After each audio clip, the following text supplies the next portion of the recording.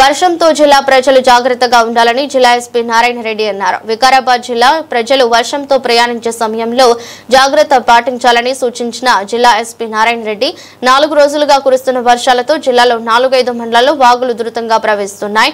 యాలాల్, కరణ్కోట, భూమరాజ్పేట, తాండూరు మండలాల్లో కగ్నా నది ఉధృతంగా సాగుతుంది. అవసరమైతే తప్ప ప్రజలు 2 వీలర్లపై ప్రయాణం చేయవద్దు. కల్వర్టు పైన ఒక ఫీట్ నీళ్లు ప్రవహిస్తున్న పుట్టింటికి రోడ్డుపై దాటవద్దు. స్కిడ్ అయి పడిపోతే ప్రాణాలు పోయే ప్రమాదం ఉంది.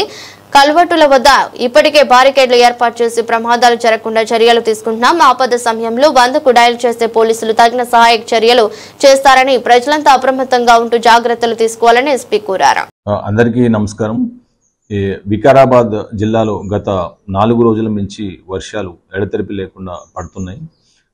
చాలా చోట్ల కూడా ఒక 4-5 మండలాల్లో మనకు యాలాల్, కరణ్కోట్, భూమరాజ్పేట్ ఈ ఏరియాలో కాగ్నా రివర్ కావచ్చు, ఇంకా దాని నుంచి వచ్చే చిన్న వాగులు కావచ్చు, చాలా చోట్ల కాజ్వేస్ మీద కల్వర్ట్స్ పైన కూడా ఓవర్ఫ్లో అవుతుంది.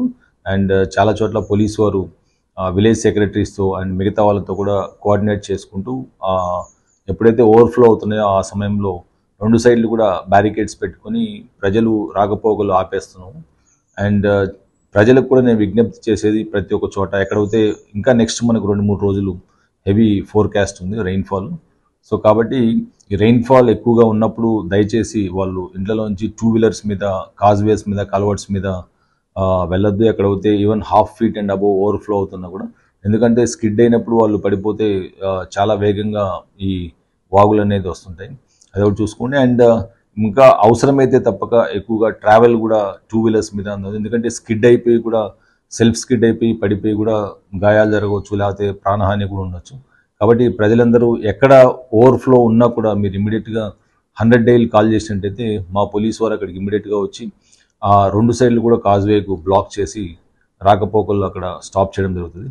సో ప్రజలు కూడా దీంతో సమాచారం ఇచ్చి జాగ్రత్తలు తీసుకోవాలని చెప్పేసి నెక్స్ట్ 2-3 రోజులు వికారాబాద్